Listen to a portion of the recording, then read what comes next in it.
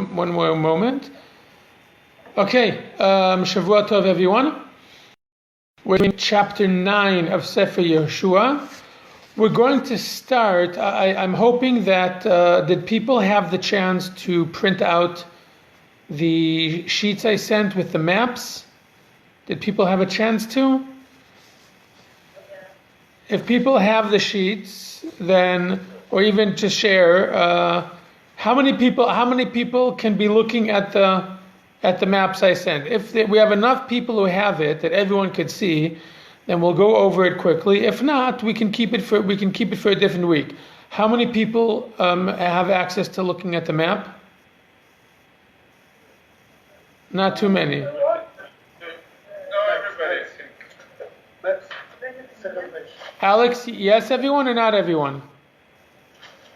I think people can see. Yeah, no, people can see on their phones. So I think. Okay. Okay. I'm just looking down to see if anybody. They started locking the door downstairs. Okay.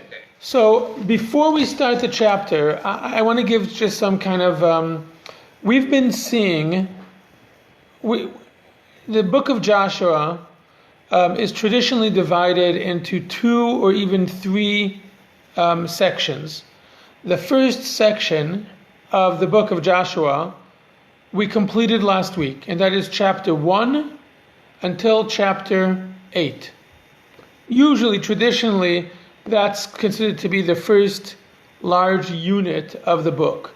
Let's just recap very quickly what we saw. We saw the aftermath of the death of Moshe, where Joshua is kind of reinforced with kind of being given his directives of what his job is, what his historical job is going to be, what he's going to need in order to accomplish it.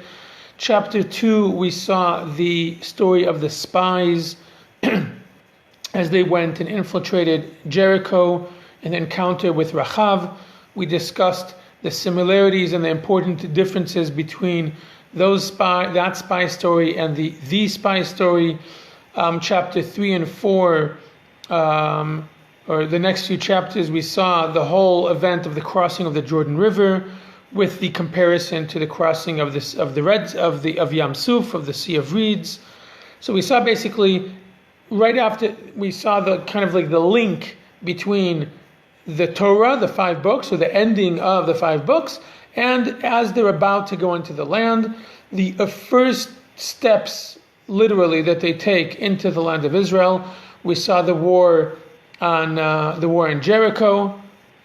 We saw the sin of Achan, and then we saw the story of the eye as it kind of completes the events of Jericho, right? And then at the end of last week's chapter, we saw the ceremony of the blessing and the curses, which was the fulfillment of the commandment that they received from Moshe, that when they enter the land, to kind of reestablish the commitment to the laws of the Torah, to following God's ways, the blessings and the curses. So it's not enough that we receive the Torah in the desert. We need to reestablish our receiving the Torah and our obligation and our commitment in the land of Israel as it pertains to. That's what we saw. This week, okay, obviously the story continues. We're not taking a leap here in the chronology, but now we're going to start what's called the inheritance chapters that are going to be dealing with the next few chapters. Are going to be dealing exclusively with, almost exclusively with battles. Okay, with the battles of conquering the different areas of the land of Israel, of the land of Canaan. And then after that is going to be multiple chapters of inheritance, of what area of the land each tribe got, and individual events that came up as they inherited the land, as they settled the land. So that's why I wanted us to take a look at the map, just very quickly to understand where we're at. Okay, so if you look at this map, okay, the smaller map, okay, so if you look on the eastern side of the Jordan River, okay, the eastern side of, the eastern side of the Jordan River, you'll see it says Shittim. Okay? Shittim is where they were when Moshe passed away, meaning the beginning of the book, they're at Shittim. Okay?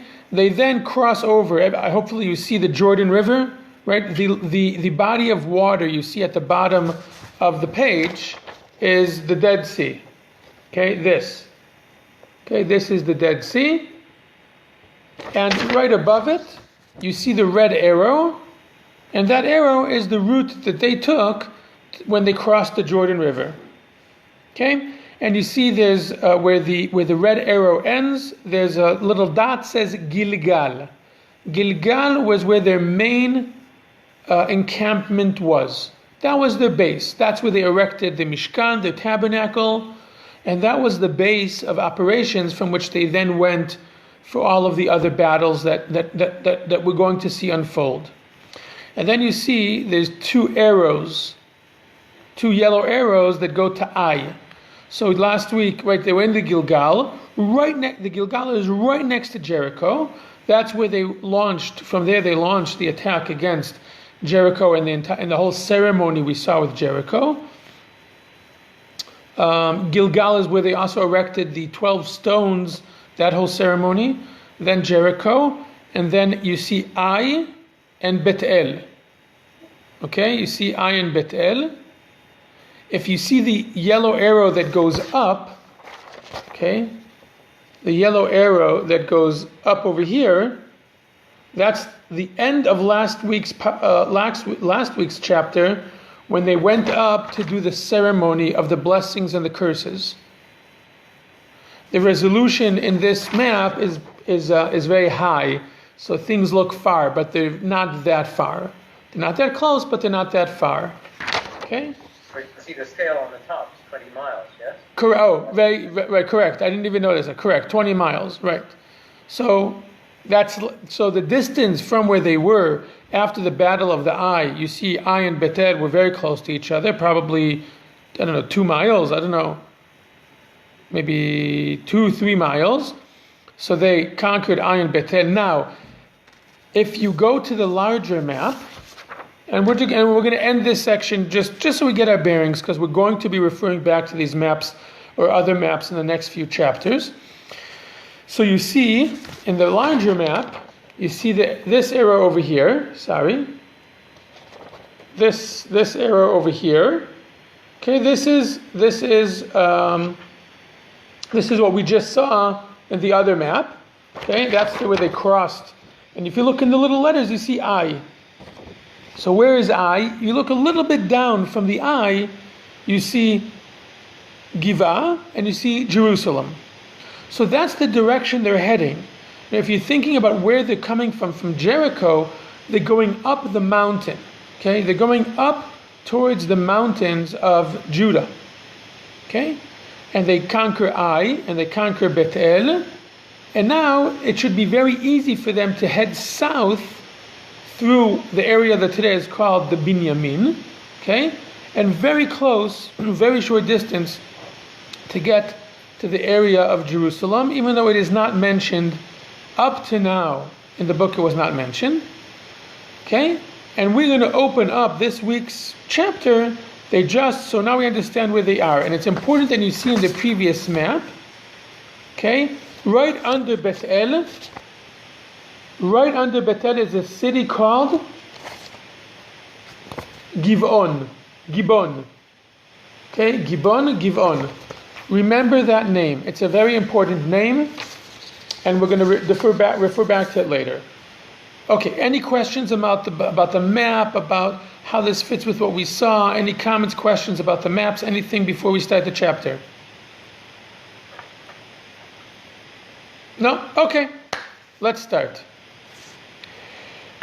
We're in chapter 9, verse 1. And it was when all the kings that were on this side of the Jordan, in the hill country, and in the valley, and on all of the shore of the great sea opposite Lebanon, the Hittite, the Amorite, the Canaanite, the Perizzite, the Hivite, and the Jebusite heard of this, that they gathered together to war with Joshua and with Israel with a single accord.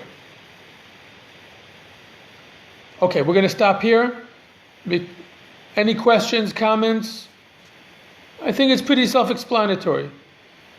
The Jews entered, they destroyed Jericho, they destroyed the eye in this brilliant manipulation, and they have now destroyed 3 cities. They've crossed the Jordan, they've taken a big city in the valley, and they're now starting their way up the mountain range, and destroyed 2 more cities. All the nations in the area decide to gather together to try to join forces to fight off the Jewish people and the threat that they pose. Right? Pretty straightforward. Good. We're now going. Yes. Yes, please. Shortly, other than the specific circumstances that they are going to experience and they already experience, I would like to see clearly, please, if it's possible to see the way they conquered the land. Up to there, yeah. We're going to see it now. We're going to see it this chapter. We're not going to see a battle. We're going to see something else, which I find even more fascinating. Starting from next chapter, we will see the battles.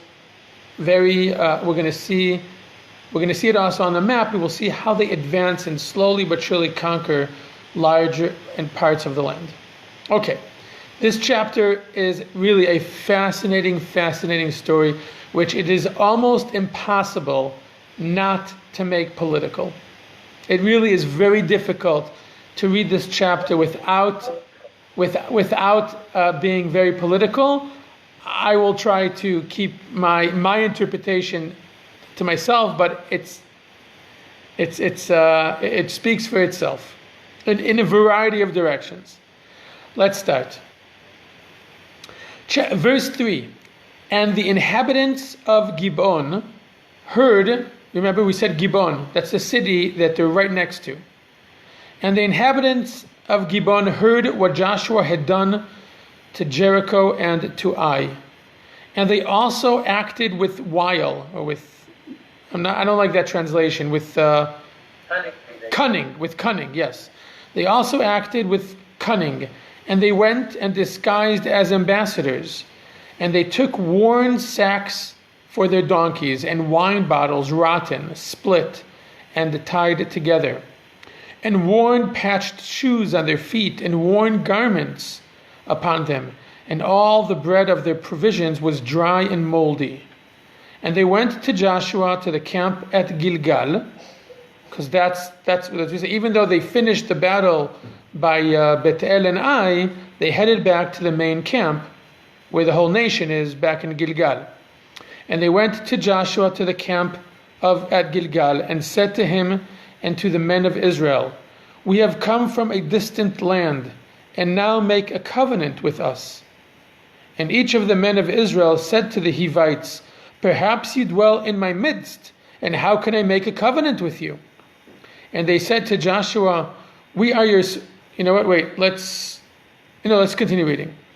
And they said to Joshua, wait. Before that, because soon we're going to have to look very carefully. I want to stop at the end of verse 5. Okay, and so any comments, questions? Is that term, let us act cunningly with them, is that what the Egyptians said? Is it the same term? No, but it is an excellent question. You're doing exactly what someone reading this should be doing, which is playing this sounds really familiar game. But if you were to look in the Hebrew, it says be'orma. So you're right. If in Hebrew, with the Egyptians is hava nitchakma, from the word chacham, which is smart. Over here, orma means cunning or deceit. Okay, the Egyptians, they said let's outsmart them. Okay, let's do something smart. Like we'll trick, like we'll do smart, which is like we'll start a little bit and then more and more and more. This is let's trick them. But the interesting thing is that word does appear somewhere else. Okay, it appears. What? Yeah. I'm sorry, I didn't hear. How about in the snake? It says about the snake that he was arum. But here's a hint. We just read verse 7. And each of the men of Israel, or the men of Israel said to the Hivites, where did that word come from? Who are they speaking to? They're speaking to the Gibeonites. So why are they called Hivites? Meaning they were from the city of Givon, but they are from the people of the Chivim. Okay, anyone who gets this right gets 5 points from me. Can anyone think of a place where we found people who were Chivim, Hivites, and there was Orma, there was cunning or conniving or deceit? I'll give you a hint. It's in the book of Genesis. And it went the opposite way. Was it with Abraham and Avram wasn't deceitful towards anyone. Wait, what are the Gibeonites? Let's think. What are the Gibeonites trying to do? What is their purpose? What is their goal? Save themselves. How? How are they going to save them? What is the tactic? Pretend there's somebody else. Pretend that they do not dwell here. Pretend that they are from a different land.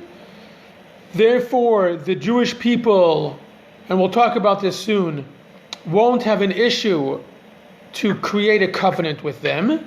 And then when the Jewish people discover that they are actually living among them, it will be too late because they created a peace treaty or some kind of treaty. We'll discuss that in more detail later, but that's the trickery. Meaning, get them to agree to something based on a false pretense, and afterwards take advantage of that agreement. Okay, I'll give it to you. Yaakov's sons and the city of Shechem. Oh, It's the same. yeah. It's the same region. It's the same people. They both belonged to the people, the Chivim, and over there, the word that is used by the sons is vayanu otam b'mirma lemor. They answered them with orma. They answered them with cunning or with conniving, deceitfully. That's the word that's used.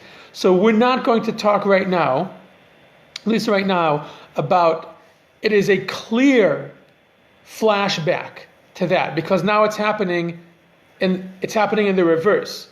Last time the children of Israel were deceitful under false they lied to begin with. They knew they were lying in order to trick the other side and take advantage of it afterwards. Over here it's happening again in the opposite way. Maybe afterwards we'll be able to connect how that connects, but it will be a bonus if we kind of can come up with it together. But Paul, you're right. You smelled it. You smelled that something here smells familiar, and you were right. Okay. I do think there's a connection, and I haven't thought it through on a deeper level, but that was the first time where we found the Jewish people as a family, as a tribe, having a dispute as a nation with another nation. And over here, and that ended with war. Over here we're going to see the opposite. Over here we're going to see, for the first time, the nation of Israel, definitely the first time since they've entered the land, having a negotiation with another nation, and let's see how it ends. And the other side is being deceitful. Yes, Sylvia. I just want to ask a question. In Pasuk Aleph, it mentions Hachivis one of the kingdoms that got together to Excellent. wage war. But then at 7 it says Phoebe again. Are they two different Phoebes? Okay, excellent. So there's another question. Let's look at verse 4. Let's read verse 4 again and let's ask some questions. And they also acted with this deceit, and they went and disguised as ambassadors. What question pops out at us? Well, the word orma, I understand, comes from the root aro, meaning it's people that appear to be in unity, not having anything. So this is the orma, this is the deceit. You're saying the deceit of the chivai of these people is that they made, correct, I agree. I agree 100%. Many people read this and assume, it says, and they also acted with deceit. So the obvious question is, what's also? So when I read this for the first time, or even today when I was going over it, I assumed it was saying also similar to what the Jewish people did, what the Jewish nation did last week, which is the deceit, just like we waged war against the eye in a deceitful, meaning we tricked them into thinking one thing, and we actually did the opposite, and we did something else, right? So I thought that was the also. But I was looking at commentary, and some of the commentary I saw is exactly Batya, what you said, and I agree with it.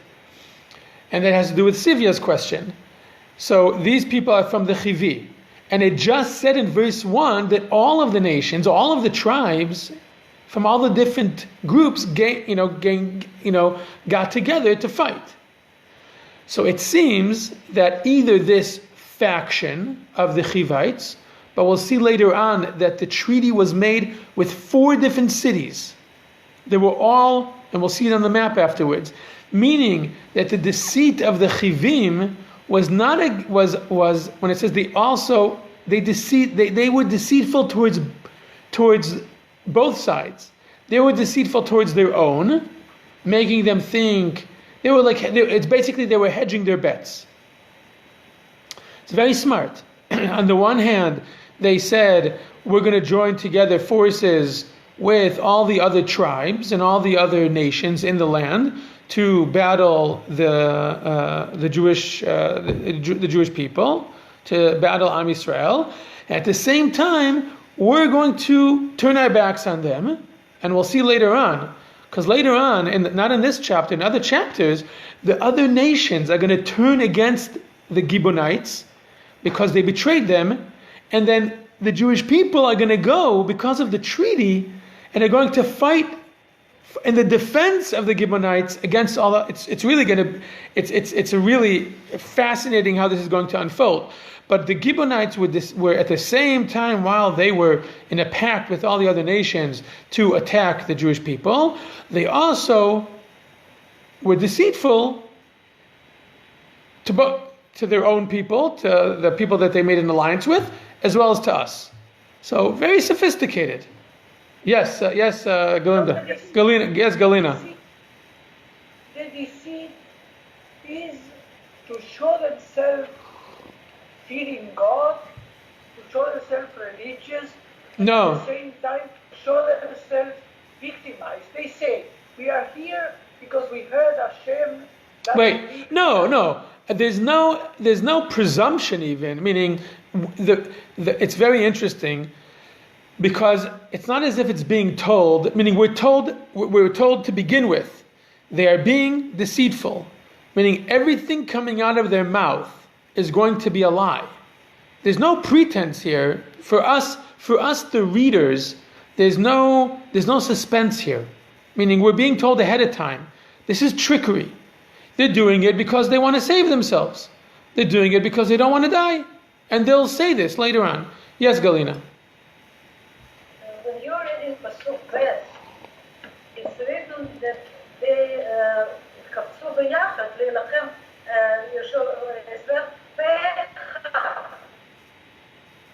Right. It's not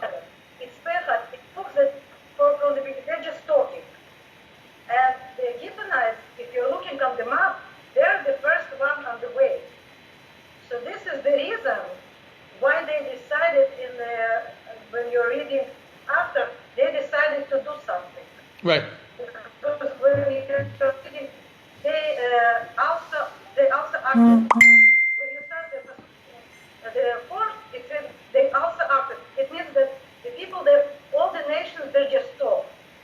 They just want to decide what to do. So given that they started to act.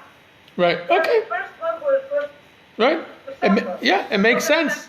They know that they are literally on the warpath. Yes, Paul. I was just wondering whether you can't read, and it sounds like we're not, read into this that the peace treaty is to try and weaken so that the war of all of these together will be more successful. Wait, say that. I'm sorry. Say that again. So, because I think what we just said was somehow they were playing double agent and they were going against this agreement with the other nations that were going to fight against the Israelites. But could it not be that they were sent out to do this peace treaty to somehow weaken the Jewish people? So meaning at this stage of what we've read so far, you could be right theoretically, but as we see it, here we know. but as we see it unfold, we'll see that that's not the case. But if you're reading it so far, you really don't know what the true intention is. Let's continue. Okay. So verse 7, and the men of Israel said to the Hivites, perhaps you dwell in my midst, and how can I make a covenant with you? And they said to Joshua, now you have to be, this is subtle, take a look here. I'm going to read again verse 7, and we're going to read now from verse 7 to verse 9. Okay? And the men of Israel said to the Hivites, perhaps you dwell in my midst, and how can I make a covenant with you?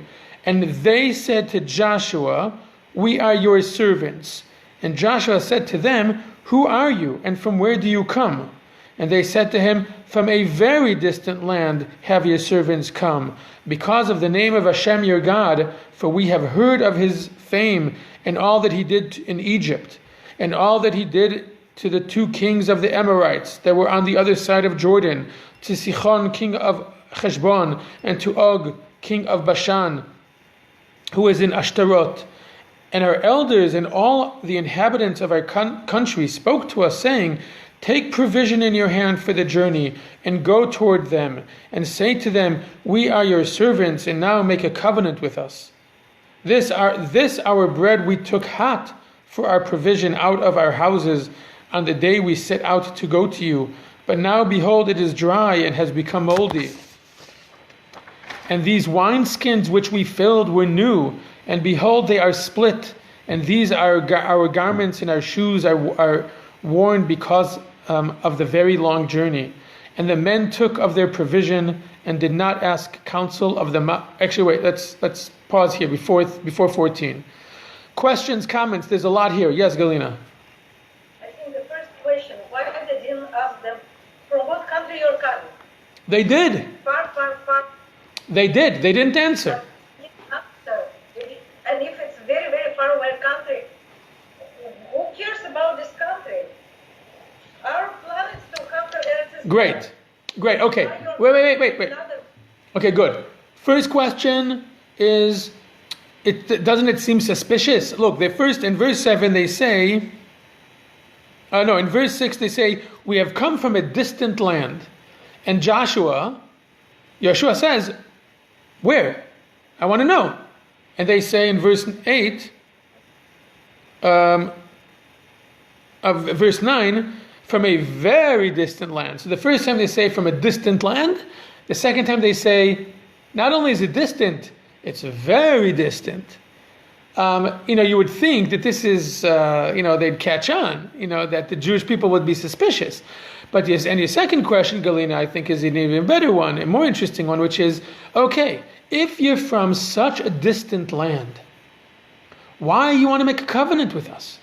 Meaning usually you make a covenant with a neighboring country because either to be able to do commercial ties, or usually, mostly, it's for security purposes. So we will defend each other, right? We will not attack each other, so we don't have to worry about our combined border. And if someone attacks you, some regional force attacks you, I'll come to your aid. And if some regional force attacks me, you'll come to my aid. And therefore, the fact that we are in close proximity to each other makes it logical, makes it worthwhile for us to have peace between us, to have a covenant. What's the word I'm looking for? A treaty between us. So we don't have to worry about each other, and we can join forces to protect each other. So what's the point in having a covenant with a land that is so far away that by the time you get there, your clothes have fallen apart? Yes, Paul. I'm just a little confused. So are we saying that Jewish people don't want to make a covenant with them if they're amongst them because their goal is to conquer the land? So they can't make a covenant with people for whom so... Right. Remember, that's a commandment. That is a prohibition. Yes. So ideally, if this ruse of this trick was to work, they would say, we're from a neighboring land on the borders of what you're about to conquer, and hence that's why we should make a treaty with us, because we're just outside the border of what you need to conquer. Meaning they should have said we're from, let's say, Edom. Or from, why would they say that? or from Syria, right? For the trick to be successful and for them to entertain a covenant, that would seem to make the most sense. That is assuming that the purpose of this treaty is that this is a standard, that they're looking for a standard treaty that is based on security, mutual security purposes. But I think, therefore, we have to go back to Galina's question. Why do they want this treaty? Meaning, under the pretense, why would they want this treaty? If I'm the Jewish people, and let's say I believe you that you're coming from a distant land, why would I want this treaty? Okay? Any ideas? Based on the content of what they say. By the way, did you notice? It's smart. What are the stories that they're saying that they heard? It's very smart. They do not. What the Gibeonites, when they're saying our elders told us, right, to come, what stories do they say that they heard? The Exodus of Egypt, and destroying the two nations of the east. They do not mention crossing the Jordan. They do not mention the conquering of Jericho and the Ai, because if they're coming from so far away, how would they have heard of something that had just happened 5 days ago? Right? If they would have said, we heard what he did to Jericho, that happened a week ago. That happened last week.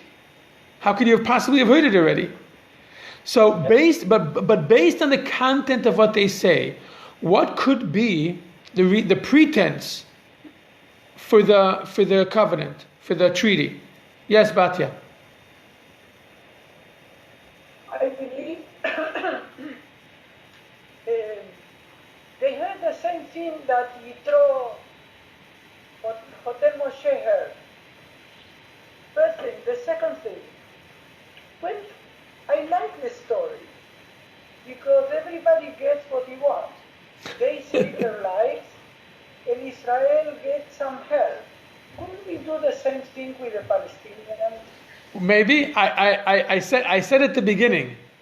I said at the beginning that it's almost impossible not to draw conclusions from this chapter, but obviously everyone can draw their own conclusions. I'll just state, Batya, I would have no issue at all having the same type of relationship. I'm serious. I would have no problem at all having the same exact relationship with the Palestinians as a people, as a group identity, as we see in this chapter. But when we get to the end of the chapter, we'll see it's a very specific type of relationship, and it is not. We'll see. I don't want to jump the gun. We will see. That's why I'm saying that everybody gets what he wants. This is a threat. Okay. Well, no. We'll get there. We'll get there. But I do agree with you, Batya, that the pretense of the treaty is similar to Yitro. It's based on, and look how they present themselves. Verse 8, we are your servants. Verse 9, and they said to him, from a very distant land have your servants come. There's something else you guys didn't notice. Look at verse 6. And they went to Joshua to the camp of Gilgal and said to him and to the men of Israel. But then in verse 8, and they said to Joshua. And they give this long, passionate speech about the unique relationship that Hashem, Yud Kei Vav Kei, that God has with the Jewish people, that He took us out of Egypt, that He gave us that He helped us destroy the two nations. And they're describing, they are describing a nation that sits. This reminds us, if you're familiar, well, hopefully, if we continue learning Tanakh for a few years, we'll get to the story of the Queen of Sheba, right, who travels from Ethiopia or somewhere around there, all the way to Jerusalem, just to marvel in the wisdom of King Solomon and the beauty of Yerushalayim, and to, meaning, this is the utopian dream of all the prophecies, that the nations of the world will, that the Jewish people will create a model to the world that the whole world will flock to try to benefit from. This is not a treaty that is motivated by to protect interests and military might. This is the most ideal treaty that could be, a treaty that is based on religious belief and religious a kinship. Correct. This, and yes, Bati, you're right. This is Yitro, and this will also explain. They were smart. These Gibeonites are smart. They knew what to say. And let's see what the effect that it had. Verse 14. And the men took of their provisions and did not ask counsel of the mouth of Hashem. And Joshua made peace with them and made a covenant with them to let them live. And the princes of the congregation swore to them. And it was at the end, okay. This is like everyone is sold on this. The people, meaning the masses, the princes, meaning the political leadership, as well as the top of the pyramid, Joshua. Joshua made peace with them, and the princes swore to them, and the people broke bread with them. And what bread did they break with them? The moldy bread. Right? Breaking bread is one of the things you do especially in the old world, to break bread together was a sign of companionship, of togetherness. This is something that was done when treaties were created. That's where negotiations take place, and you become close. The people jump on it. The political leadership jumps on it, and Joshua, the prophet, the political and religious leader, right? But it's interesting to point out, the people, they immediately get very close. They already are eating with them, sharing bread with them, which is an issue, right? You're not supposed to eat bread that was baked by someone who isn't Jewish. And it's interesting. And the men took of the provision and did not ask counsel of the mouth of God, of Hashem. And it's unclear what did they do. There's definite criticism here. Is the criticism about the entire treaty? Is the fact that they didn't take counsel from God about the fact that they broke bread with them?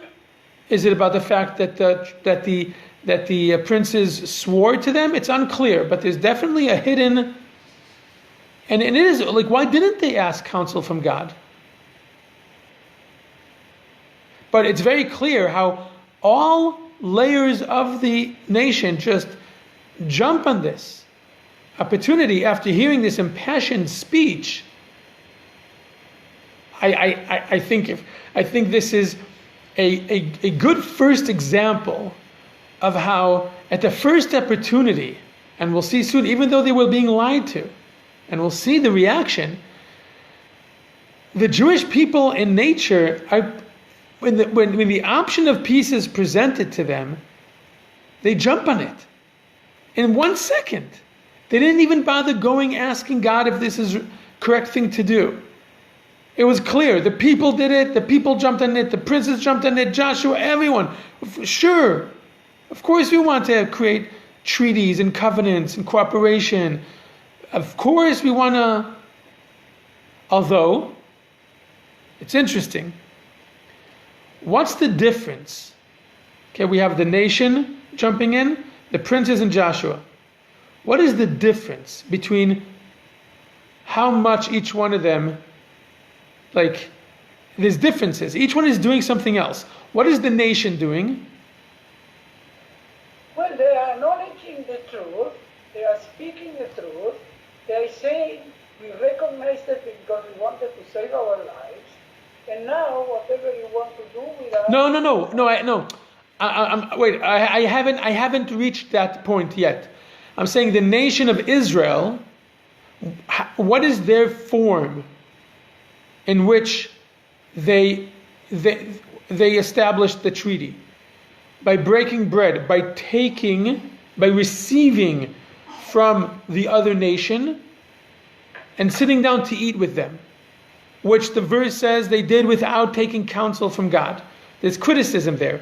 They are taking from the other nation into, right? The princes swear an oath, okay, which is a very strong political, but also religious. They swear in the name of God. But look what Joshua does. Joshua is the least committed. Joshua says he made peace with them and made a covenant with them to let them live. He's keeping his distance. He understands we have different models here of even when a treaty is created. Again, under the pretense that this is a kind of like utopian peace treaty, one that is not just based on economic or military self-interest, rather on a kinship of ideas and ideals and, I guess, spiritual treaty. Joshua says, still is not willing to, he says, okay, we promise that we will not kill you. We will not war against you. That's our promise to you. Whereas the people want a lot more than that.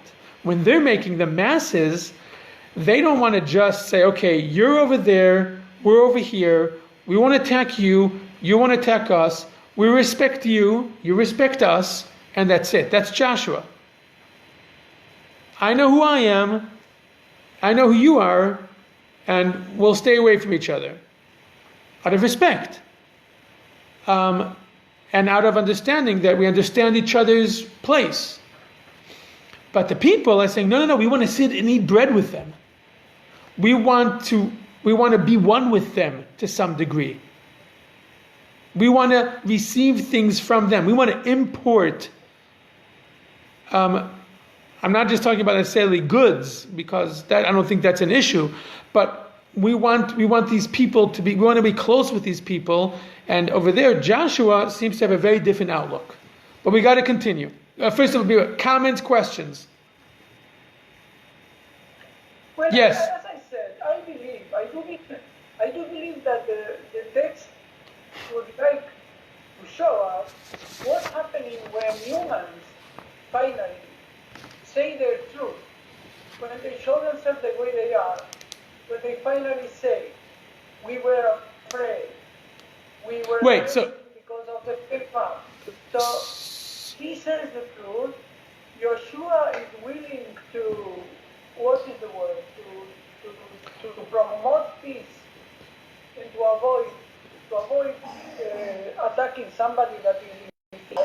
we have to be very careful. We have to be careful with that word peace, because we'll see soon that the peace that is established is not similar at all to what we today would call peace. Yes, Alex. They definitely appealing to Jewish people's ego, looks like it, because nobody's been their friend until now. Finally, somebody wants to be their friend, and also praises them. But my question is, there's absolutely no name given to that. How do you make peace when it's people, Joshua or the princess, with nameless John Doe's? Like, shouldn't there be? My theory is that they knew who they were all along, and it was just a game. So it's interesting. There is commentary that claims.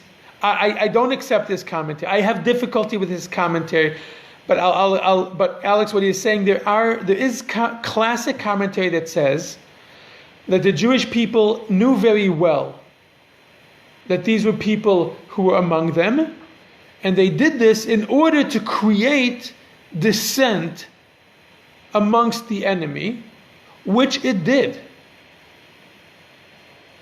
Now, I find that to be, I love that interpretation, because I would love for it to be true.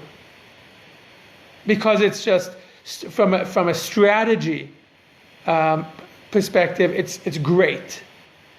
So I love that explanation, but I have difficulty with seeing it in the text.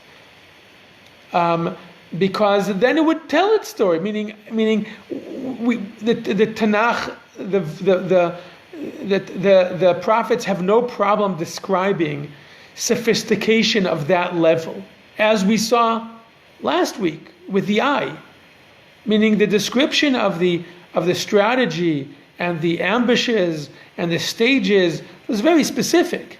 And the thinking and it was laid out to us beforehand. So I really like that interpretation, because I wish that were actually the case. But I don't see it in the verses. I think the answer, I think the answer could be that maybe they did give them a name. I also would, it's difficult that they didn't give them a name. I imagine they said some random country far away. You think back then, everyone in the world knew the names of all the countries? I don't know. But you're right, it doesn't say it. So that is an open question. It is a difficulty. Yes, Galina? Actually, in Pasuk Zayin, it's written, perhaps you dwell in my midst. So probably they knew something. No, they asked them. No, they were suspicious. And by the way, this is another point that I kind of wrote myself like 6 or 7 points that are less about the chapter and more of like it sounds like the populace, the masses, their intuition when it comes to other nations, sometimes it looks like their intuition was better than Joshua's. Their suspicion of the other nations versus the political leader who it's maybe his job to be a person of vision, a person who thinks of a utopia that's trying to be reached. The people were right. Maybe they ended up jumping, being convinced and therefore jumping all in to the point that they sat and shared bread. But initially, it sounds like the initial, on the one hand, that the initial instincts of the masses, there's something very healthy about the instincts of the masses when it comes to dealing with outside forces, with other cultures, with other people. And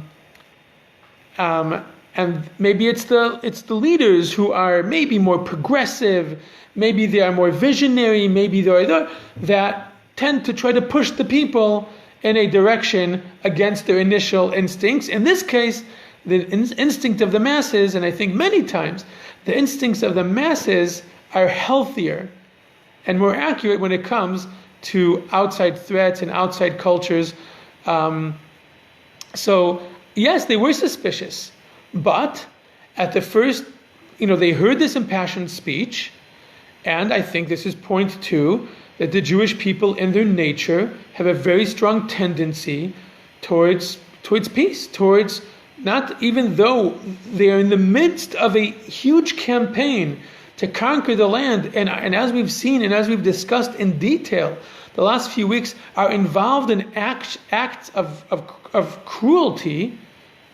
The physical acts are acts of cruelty that there seems to be a thread going through the entire story, that time and time again things are being done to make sure it does not corrupt them, that it does not become just a nationalistic movement that is about conquering. Rather, it is part of a larger ideal. It is part of a divine destiny. This is being reminded again and again and again, and we see it manifested here in this automatic leap that they all take into creating a treaty, a peace treaty that is based on ideals, ideas, destiny, religion, etc. Yes, Sylvia.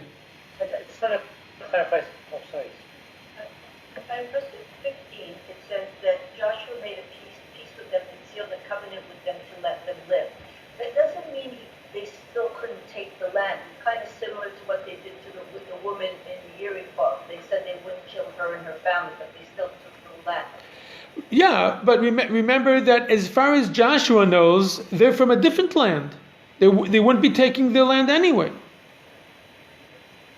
Oh, wait, Sylvia, you're saying afterwards. Exactly. So they can still conquer the land, and maybe that still does support that. Maybe what Alex is saying, that maybe they did know all of this along, and they just didn't feel like killing people unnecessarily because they still got the land. Maybe. Yeah, Paul. I don't know enough about what the terms of the conquest were to be. Is there not something about if the people who are in the land are willing to serve you and live by Noah, laws and whatever, then they can live in the land? That is. The explanation they gave is not so much soothing egos, but saying that that agreement would be sufficient, so we wouldn't have to conquer you; you could remain. You're right, except for that is true. The fact that non-Jews there's absolutely no problem for them to live in the land of Israel amongst the Jewish people as long as they follow the 7 Noahide laws. That is correct, except for the 7 nations. The 7 nations. The seven nations. Time, yes. The Hivites are definitely one of the main 7 tribes. Maybe that's why they're saying that they're not from here. Yeah, of course. Meaning they didn't necessarily know about the 7 nations, but they knew that the Jewish people are coming through the land, and they destroyed Jericho, they destroyed Ai, they destroyed Bethel. They destroyed them completely. Right? Now, we got to continue, okay? Because we have to see how this resolves. Did you hear about the saying, the voice of the people is the voice of God? Yes, and I think that is true. Sometimes that is true in Judaism as well, and we do see this idea sometimes both in Tanakh as well as in the words of the sages. Okay, verse 16. And it was at the end of 3 days after they had made a covenant with them that they heard that they were their neighbors and that they dwelt among them. This just goes to show how hasty, how quickly They agreed. If they would have waited 3 days, if they would have investigated a little bit, they would have figured out that they live among them. But they were so eager to create a treaty, okay, which I think is a very telling thing. Verse 17, and the children of Israel journeyed and came to their cities on the 3rd day. And their cities were Giv'on and Kfirah and Be'erot and Kiryat Yearim. So it's 4 cities. If you look at the initial map, you'll see those 4 cities clustered right there. Verse 18. And the children of Israel did not smite them, because the princes of the congregation had sworn to them by Hashem, the God of Israel. And all the congregation complained against the princes. So now you have the masses coming and saying, we were tricked. We were lied to. Let's go and destroy them. Meaning, and obviously they have a very good case. Obviously. The treaty was made under false pretenses. And all the princes said to all the congregation, look at these phrases, and all the princes said to all the congregation, we have sworn to them by Hashem, the God of Israel. Now therefore we may not touch them. Unbelievable. I find this to be unbelievable. Meaning, right, I mean, do you agree with me? This is amazing. There's no one would argue. No one is arguing that they weren't lied to. It's very obvious. It says, but we have 2 different values here. We swore in the name of Hashem. So what? I would ask, so what? So what if we swore in the name of Hashem? It was a lie. It was false pretenses. Why should we be bound to it? What do you guys think? Yes. But that is tremendous Hilul Hashem. Explain. If you swore by God's name, and then you say, okay, we just take it back. And by the way, this is what I think our leftists are doing. It's that's moral. It's immoral. These people just understand their right. It's not that I'm lefty, but it's just by reading what's here. Our leftists, they're doing exactly the same. Those people, we have moral responsibilities to them. And that's why we cannot just throw them out. We just cannot kill them. This is exactly what So I agree. I agree. I agree. Even though it is very clear that there's false pretenses, if we have 2 values here. One value is the commandment of God to conquer the land and conquer these nations. And the other one is that we've invoked God's name in an oath to not kill them.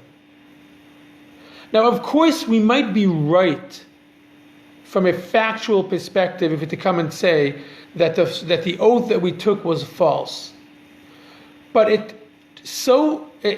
agree, it's a Chilul Hashem, literally a Chilul Hashem. That's what it is. It is a desecration of God's name that we swore an oath to these people in God's name, in God's actual name, that we will not kill you or your people.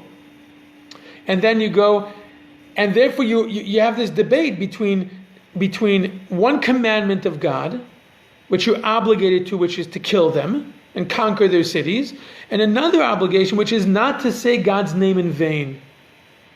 And something that will become most likely public. And then the word of the Jewish people on the international, that we're just establishing ourselves. And the first treaty that we get, every treaty that was broken between 2 nations, I'm sure, every treaty, I'm willing to bet 99%, every treaty between 2 nations that was ever broken, the side that broke it had a good argument to explain why they're no longer bound by it. And I bet that sometimes they even believed it. There's always a good reason to break a treaty. The situation has changed. You elected a different government. This is not what we meant. Whatever. I think it would be we're just establishing ourselves here as a nation, not even established yet. And word gets out, which it would, that our word means nothing. And so we've also desecrated Hashem's name. We've also desecrated ourselves as a people.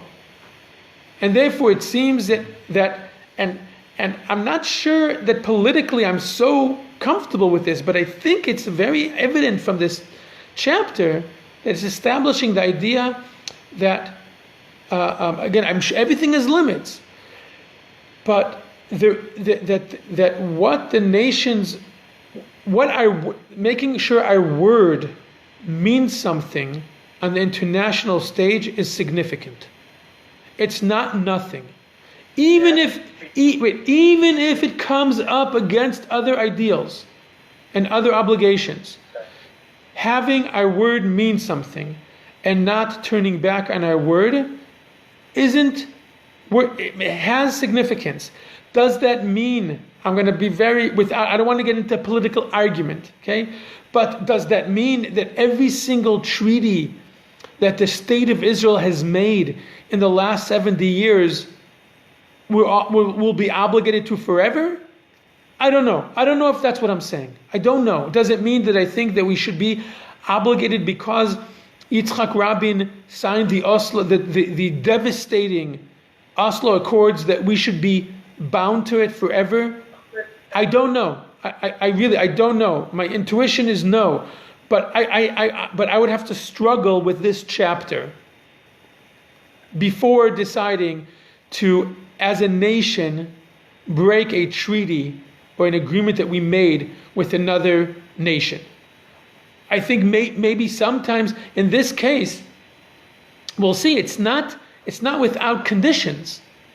But the fundamental understanding is, if we swore in the name of God an obligation as a nation to another nation, this means something.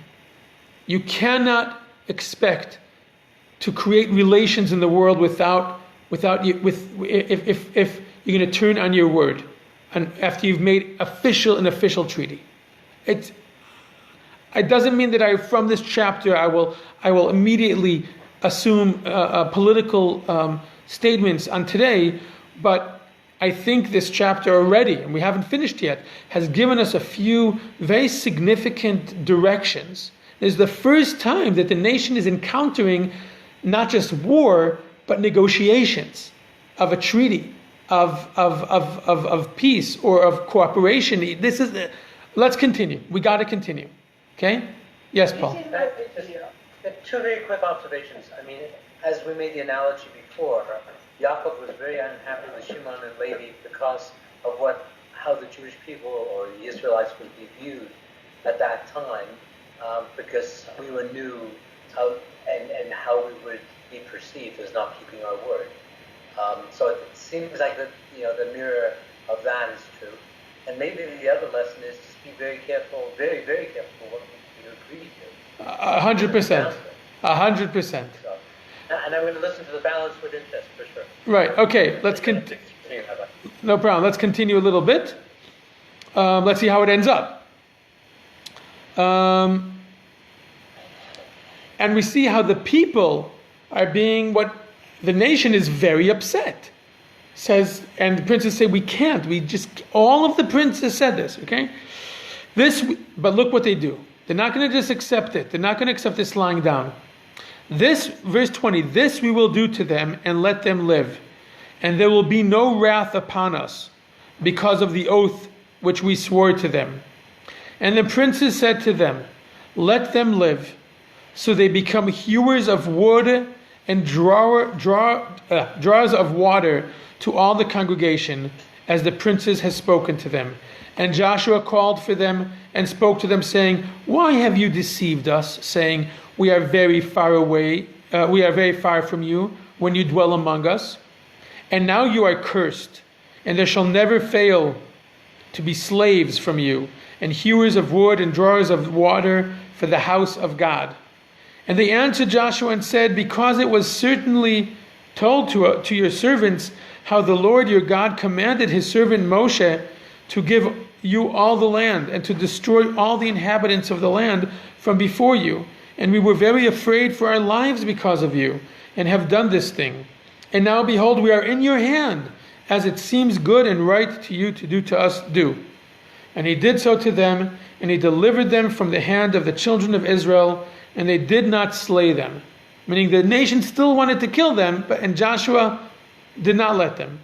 And Joshua made them that day hewers of wood and drawers of water for the congregation, and for the altar of Hashem to this day, in the place which he would choose. So it is not unconditional. And it's a shame that Batya left, because I would want her to hear this.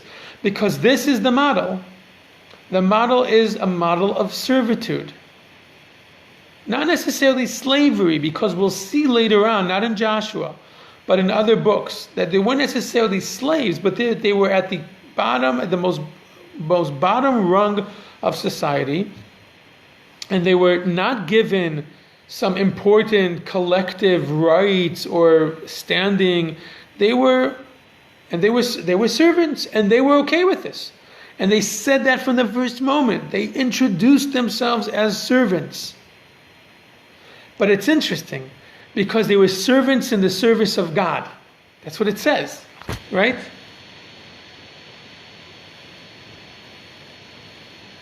And to the altar of Hashem to this day, in the place which he would choose.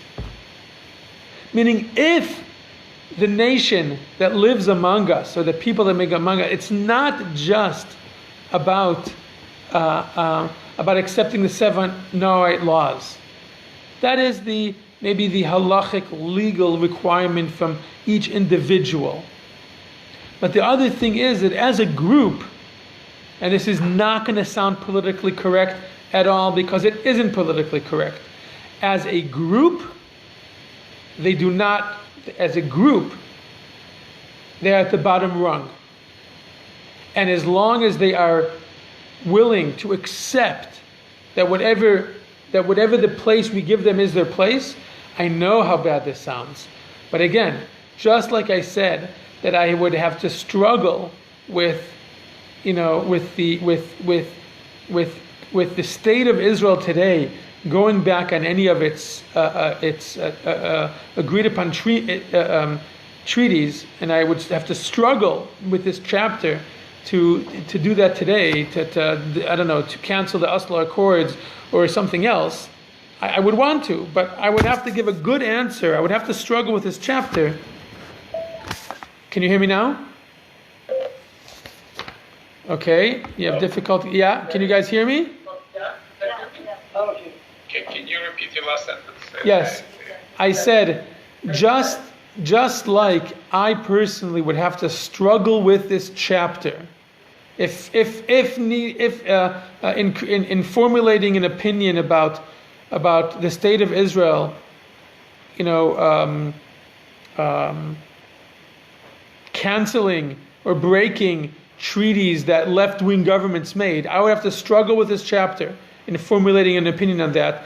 To the same degree, I think it's the model that's being presented here of that other nations who live among us. It needs to be with a sense of servitude, a sense of that they do not have a collective significant stature, and as long as they are okay with being placed in that lower rung as a group, and being okay with us pursuing our national goals, meaning, and Joshua made them that day hewers of wood and drawers of water for the congregation, and for the altar of Hashem to this day in the place which he would choose. It's not just that they had to cut our wood and bring water, so we have water and wood in my house or in the village. They did this in the effort of, they were used, not the only ones, but they were dedicated to building Jerusalem, that's the ultimate goal. And this is not a coincidence. This is them, yes, you can live, and you can live among us, and we will not hurt you, and we will even defend you. Because we'll see next chapter, all the other nations gang up on Giv'on, because they broke the pact. And the Gibeonites have joined the enemy, the Jews. And we'll see that it would have been the easiest thing. We could say, okay, we're not killing them. All Joshua said is that we will let you live, meaning we won't kill you. We could have just let the other nations come and destroy the Gibeonites. He says, no, we made a pact. We will fight. We will put our lives on the line for you.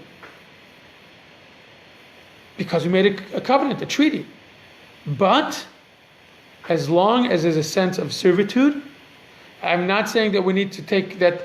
It means that as a collective, you do not have a significant portion. This is not your land. This is our land, and your place will be defined in it based. Your place in it as a collective will be defined in it based on our needs, and that is why they are being put to work, knowing that they're going to build.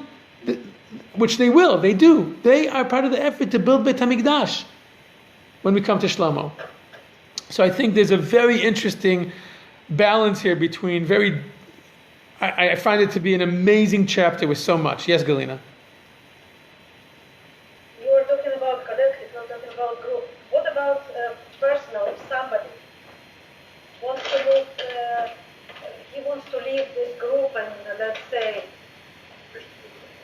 to be a Jew, can it be done? Yes. There are only there are only very specific nations from which we do not accept converts. But if one of these people wanted to convert to Judaism, he could, as an individual. Sure. They kept their land, right? Well, they kept they kept their cities, but they were in servitude, meaning they paid taxes. They paid taxes to the Jewish people. And when it was time to build Beit HaMikdash, they physically helped build it.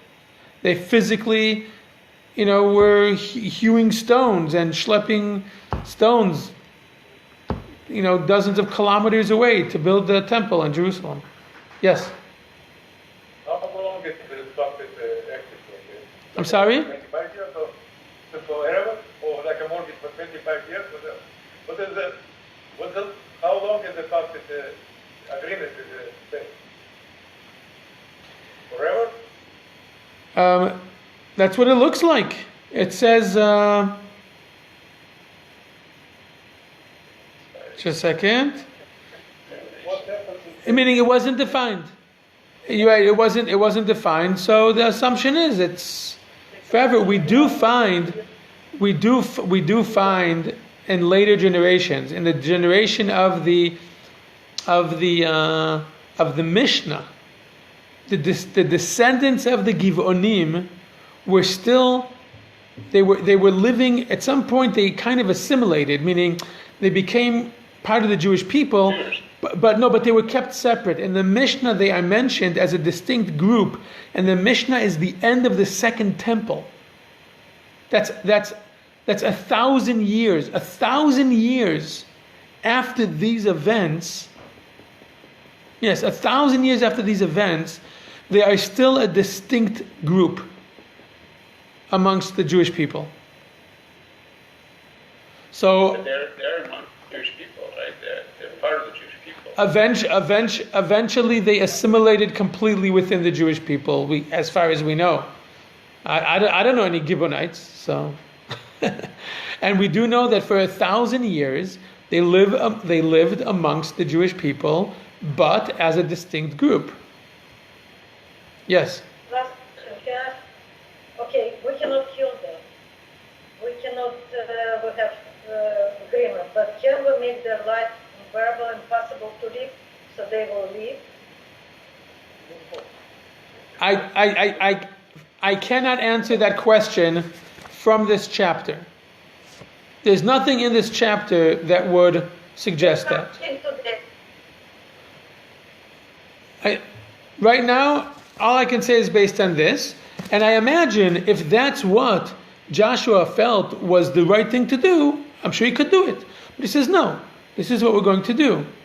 And maybe even, I was thinking about this, and I have to think about it a little bit more, that possibly, because theoretically, how could it be that God let them not kill? Meaning, I would expect God to come and say, listen, I don't care what you said. You made a mistake. I said kill them. So either kill them or don't defend them or find a way to get rid of them. But maybe the fact that they are willing, the mere fact that they agree to live in servitude, not only in servitude, technical servitude, but also to the point where they are helping us conquer the land and helping us build the land and helping us build the temple, maybe this basically removes them. I'm making this up. I'm just wondering this. Removes them from the 7 nations to some degree. And comes and says, listen, if the 7 nations, we know this, Chazal tell us, the rabbis tell us, that this does not appear in the text of the Tanakh, but the rabbis tell us that before the Jewish people enter the land, they send messages to all the nations offering them basically this deal. But no one believed them that was true. That it didn't have to be an all-out annihilation war if the other nations were to accept the religious truth of the fact that this is the land promised by God to the Jewish people for the fulfillment of their destiny, for the perfection of the world, etc., etc., etc., and felt comfortable living as a minority in this land and in servitude and whatever, then they wouldn't have to be annihilated. They would not have to be removed from the land. And maybe the Gibeonites here are basically, that's what they're doing. They're revealing that what we thought, that what the character and the problem that the 7 nations pose to the fulfillment of the destiny of the Jewish people is not true for this specific group. Because look, it's not just that they're the smartest ones who came up with this trick. It's a fact that they are okay. And as we see, for 1,000 years, it lasted. And they continued in servitude. They were not slaves. They were not beaten. They were not, raped. That is not what servitude is in the Jewish, according to Jewish law. But they were given their place as a collective. And they're willing to accept it, not only to accept it, but to accept it and to even partake in the fulfillment of the Jewish destiny. And in that sense, maybe that is why it could, God doesn't say, what are you doing here? I told you, or at least stand aside, let the other nations kill them. No. We made a treaty. We have to live up to it. This has to do with our standing amongst the nations of the world. This has to do with the sanctification of God's name as the nation who represents His name and His revelation in the world. This has to do with possibly also creating the model for what it looks like to have a large minority living in the land, and what are the conditions under which it can take place and last for 1,000 years or more. And I love the idea that the first opportunity they got, every one of the Jewish people said, yes, let's create a treaty. Let's create an understanding with other nations based on morals and ideals and religious truths and faith. It's been in our nature, and it was always there, and I think still there. Okay, I think there was a lot of this chapter. I think it's a fascinating chapter, and we only touched some of it. With that, I wish you a Shavua Tov.